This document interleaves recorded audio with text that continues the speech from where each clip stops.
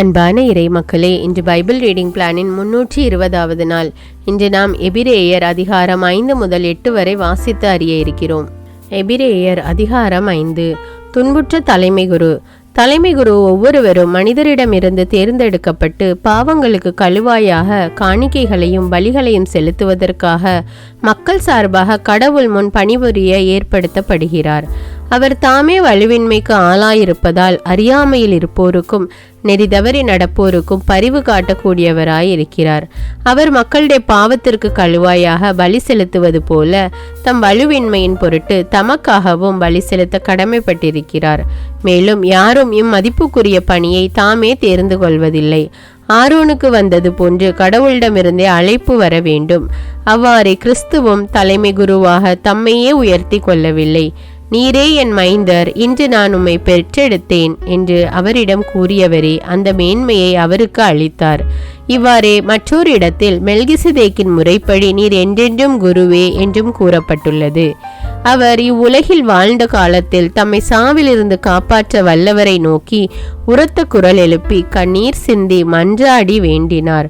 அவர் கொண்டிருந்த இறைப்பற்று கலந்த அச்சத்தை முன்னிட்டு கடவுள் அவருக்கு செவி சாய்த்தார். அவர் இறைமகனாயிருந்தும் துன்பங்கள் வழியே கீழ்ப்படிதலை கற்றுக்கொண்டார். அவர் நிறைவுள்ளவராகி தமக்கு கீழ்ப்படிவோர் அனைவரும் என்றென்றும் மீட்படைய காரணமானார். மெல்கிசதேக்கின் முறைப்படி வந்த தலைமை குரு என்று கடவுள் அவருக்கு பெயர் சூட்டினார். கிறிஸ்தவ வாழ்வில் உறுதி. இதை பற்றி பேசுவதற்கு நிறைய உள்ளது, ஆனால் விளக்கம் கூறுவது அரிது. ஏனெனில் உங்கள் அறிவு மழுங்கி போய்விட்டது.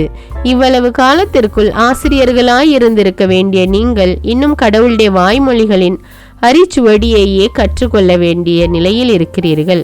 உங்களுக்கு இப்பொழுது தேவைப்படுவது பால்தான், கெட்டியான உணவு அல்ல. பால் குடிக்கும் நிலையில் உள்ளவர் எவரும் குழந்தையே. நீதி நெறி பற்றி படிப்பினையில் அவர் தேர்ச்சி அற்றவர்.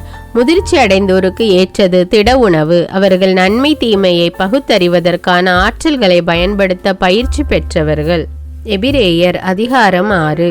ஆதலின் கிறிஸ்துவை பற்றிய படிப்பினையின் தொடக்க நிலையிலேயே நின்றுவிடாமல் நாம் முதிர்ச்சி நிலையை அடைய வேண்டும். சாவுக்கு அழைத்து செல்லும் செயல்களில் இருந்து மனமாற்றம், கடவுள் மீது நம்பிக்கை, முழுக்குகள், கையமர்த்தல் பற்றிய படிப்பினை, இறந்தோரின் உயிர்ப்பு, என்றும் நிலைக்கும் தீர்ப்பு ஆகிய தொடக்க நிலை படிப்பினைகளை கற்பித்து மீண்டும் அடித்தளமிட தேவையில்லை. கடவுள் திருவுளம் கொள்வாராயின் இம்முதிர்ச்சி நிலை படிப்பினையை இனி தொடர்வோம். ஏனெனில் ஒருமுறை ஒளியை பெற்று விண்ணக கொடையை சுவைத்தவர்கள் தூய ஆவியை பெற்றவர்கள் ஆவர். கடவுளின் நல்ல வார்த்தையையும் வரவிருக்கும் உலகின் வல்லமையையும் சுவைத்த இவர்கள் நெறி பிறழ்ந்துவிடின் இவர்களை மனமாற்றி மீண்டும் புத்துணர்வு பெற செய்வது அரிது. ஏனெனில் இவர்கள் இறைமகனை தாங்களே சிலுவையில் அறைந்து வெளிப்படையாக இழிவுபடுத்துகிறவர்கள் ஆவர். நிலம் அதன் மீது அடிக்கடி பெய்யும் மழை நீரை உறிஞ்சி வேளாண்மை செய்வோருக்கு பயன் தரும் வகையில் பயிரை விளைவிக்குமாயின் அது கடவுளின் ஆசி பெற்றதாகும். மாறாக முட்செடிகளையும் முட்புதர்களையும் உழைப்பிக்குமாயின் அது பயனற்று சாபத்திற்குள்ளாகும். முடிவில் அது தீக்கு இரையாக்கப்படும். அன்பார்ந்தவர்களே, இவ்வாறு நாங்கள் பேசினாலும் உங்களை பொறுத்தவரையில் நீங்கள் மேலான வழியில் நடந்து மீட்புக்குரியவர்களாய் இருக்கிறீர்கள் என நாங்கள் உறுதியாக நம்புகிறோம். ஏனெனில் கடவுள் நீதியற்றவர் அல்ல.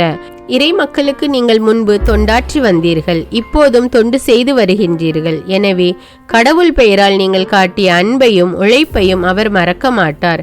நீங்கள் எதிர்நோக்குவது முழு உறுதி பெறும் பொருட்டு உங்களுள் ஒவ்வொருவரும் முன்பு காட்டிய அதே ஆர்வத்தையே இறுதி வரை காட்ட வேண்டும் என மிகவும் விரும்புகிறோம்.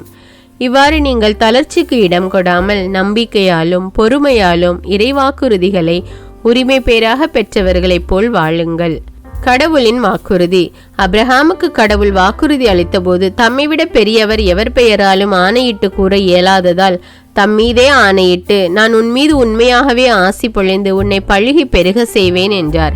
இதன்படி அவரும் பொறுமையோடு காத்திருந்து பின் கடவுள் வாக்களித்ததை பெற்றுக்கொண்டார். தங்களை விட பெரியவர் ஒருவர் பெயரால் தான் மக்கள் ஆணையிடுவர்.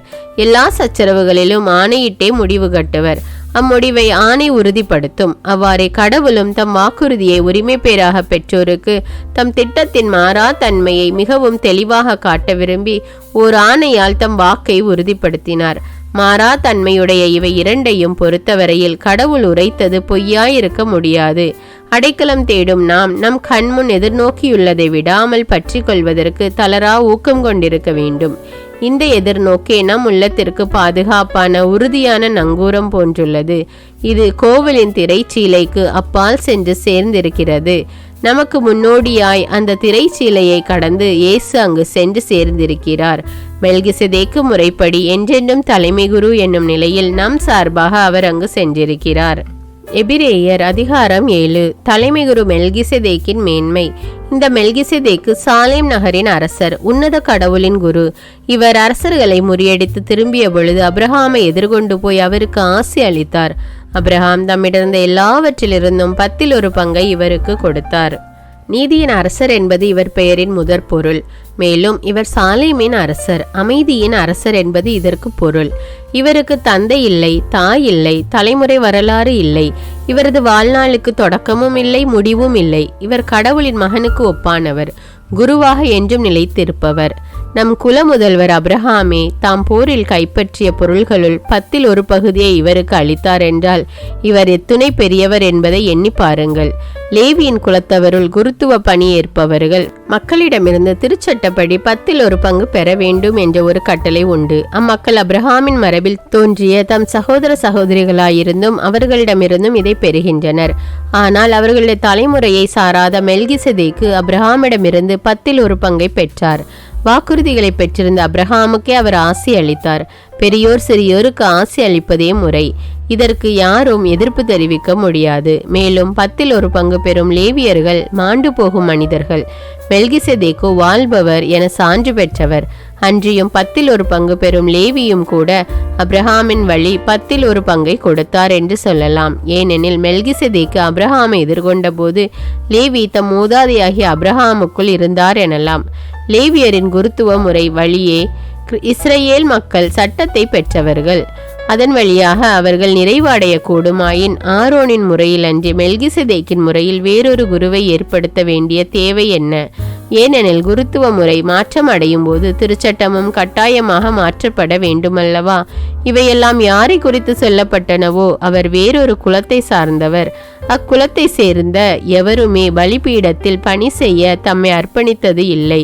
நம் ஆண்டவர் யூதாவின் குலத்தில் தோன்றினார் என்பது தெளிவாக தெரிந்தது தானே. குருக்களை பற்றி பேசிய போது மோசே அக்குலத்தை குறித்து ஒன்றுமே குறிப்பிடவில்லை.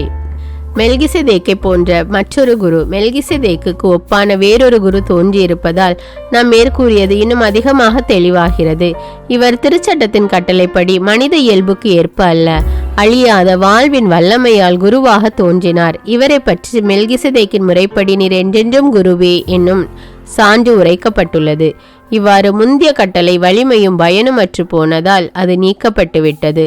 ஏனெனில் திருச்சட்டம் எதையும் முழு நிறைவுள்ளதாய் ஆக்கவில்லை. இப்போதோ அதைவிட சிறந்ததொரு எதிர்நோக்கு அளிக்கப்படுகிறது. இந்த எதிர்நோக்கு வழி நாம் கடவுளை அணுகி செல்கிறோம். இவரது குருத்துவ பணியோ ஆணையிட்டு அளிக்கப்பட்ட ஒன்று. லேவியர் குருக்கள் ஆனபோது ஆணை எதுவும் இடப்படவில்லை. நீர் என்றென்றும் குருவே என்று ஆண்டவர் ஆணையிட்டு சொன்னார். அவர் தம் மனத்தை மாற்றிக்கொள்ளார் என்று கடவுள் அவரிடம் ஆணையிட்டு கூறினார் என்றோ. இவ்வாறு இயேசு எவ்வளவு சிறந்த உடன்படிக்கைக்கு காப்புறுதி அளிப்பவராயிருக்கிறார். மேலும் அந்த குருக்கள் சாவுக்கு ஆளானவர்களாயிருந்ததால் தம் பணியில் நிலைத்திருக்க முடியவில்லை. வேறு பலர் தொடர்ந்து குருக்கள் ஆயினர். இவரோ என்றென்னும் நிலைத்திருப்பதால் மாறாத குருத்துவ பணியை பெற்றுள்ளார். ஆதலின் தம் வழியாக கடவுளிடம் வருபவரை அவர் முற்றும் மீட்க வல்லவராயிருக்கிறார். அவர்களுக்காக பரிந்து பேசுவதற்கென என்றுமே உயிர் வாழ்கிறார். இத்தகைய தலைமை குருவே நமக்கு ஏற்றவராகிறார். இவர் தூயவர், கபடற்றவர், மாசற்றவர், பாவிகளிடமிருந்து பிரித்தெடுக்கப்பட்டு வானங்களுக்கு மேலாக உயர்த்தப்பட்டவர். ஏனைய தலைமை குருக்கள் செய்வது போல முதலில் தம்முடைய பாவங்களுக்காகவும் பின்னர் மக்களுடைய பாவங்களுக்காகவும் இவர் நாள்தோறும் பலி செலுத்த தேவையில்லை. ஏனெனில் தம்மை தாமே பலியாக செலுத்தி இதை ஒரே ஒரு முறைக்குள் செய்து முடித்தார். திருச்சட்டப்படி வலுவற்ற மனிதர்கள் குருக்களாக ஏற்படுத்தப்படுகிறார்கள். ஆனால் அத்திருச்சட்டத்திற்கு பின்னர் ஆணையிட்டு கூறப்பட்ட வாக்கின் மூலம் என்றென்னும் நிறைவுள்ளவரான மகனே குருவாக ஏற்படுத்தப்படுகிறார். எபிரேயர் அதிகாரம் 8. இயேசு கிறிஸ்துவின் உடன்படிக்கையின் மேன்மை. புதிய உடன்படிக்கையின் தலைமை குரு இயேசுவே. இத்தகைய தலைமை குரு நமக்கு வாய்த்துள்ளார் என்பதே இதுகாரும் நாம் கூறியவற்றின் தலையாய கருத்து. இவர் விண்ணகத்தில் பெருமைமிகு கடவுளுடைய அரியணையின் வலப்பக்கத்தில் வீற்றிருக்கிறார். அங்கே மனிதரால் அல்ல, ஆண்டவராலே அமைக்கப்பட்ட உண்மையான கூடாரமாகிய தூயகத்தில் ஊழியம் செய்கிறார். ஒவ்வொரு தலைமை குருவும் காணிக்கைகளையும் பலிகளையும் செலுத்தவே ஏற்படுத்தப்பட்டிருக்கிறார். எனவே பலி செலுத்துவதற்கு இவரிடமும் ஏதேனும் ஒரு பொருள் கட்டாயம் இருக்க வேண்டும். உலகிலேயே இருந்திருப்பார் என்றால் இவர் குருவாக இருந்திருக்க மாட்டார். ஏனெனில் திருச்சட்டத்தின்படி காணிக்கைகளை செலுத்த ஏற்கனவே இங்கு குருமார்கள் இருக்கிறார்கள். இவர்கள் வழிபடும் இடம் விண்ணக கூடாரத்தின் சாயலும் நிழலுமே. மோசே கூடாரத்தை அமைத்த போது மலையில் உனக்கு காண்பிக்கப்பட்ட முறைப்படி நீ இவற்றையெல்லாம் செய்யுமாறு கவனித்துக்கொள் என்று கடவுள் பணித்தது இதை சுட்டி காட்டுகிறது. ஆனால் இவரோ அவர்களுடைய குருத்துவ பணியை விட மிக மேன்மையான குருத்துவ பணியை பெற்றிருக்கிறார். ஏனெனில் சீரிய வாக்குறுதிகளின் அடிப்படையில் செய்யப்பட்டு இவரை இணைப்பாளராக கொண்டிருக்கும் உடன்படிக்கை முந்தைய உடன்படிக்கையை விட சிறப்பு மிக்கது. முதல் உடன்படிக்கை குறையற்றதாய் இருந்திருப்பின் இரண்டாம் உடன்படிக்கைக்கு இடமே இருந்திருக்காது. ஆனால் கடவுள் அவர்களது குற்றத்தை எடுத்து கூறி சொன்னது இதுவே: இதோ நாள்கள் வருகின்றன, அப்போது இஸ்ரேல் வீட்டாரோடும் யூதாவின் வீட்டாரோடும் புதிய உடன்படிக்கை ஒன்றை செய்து கொள்வேன் என்கிறார் ஆண்டவர்.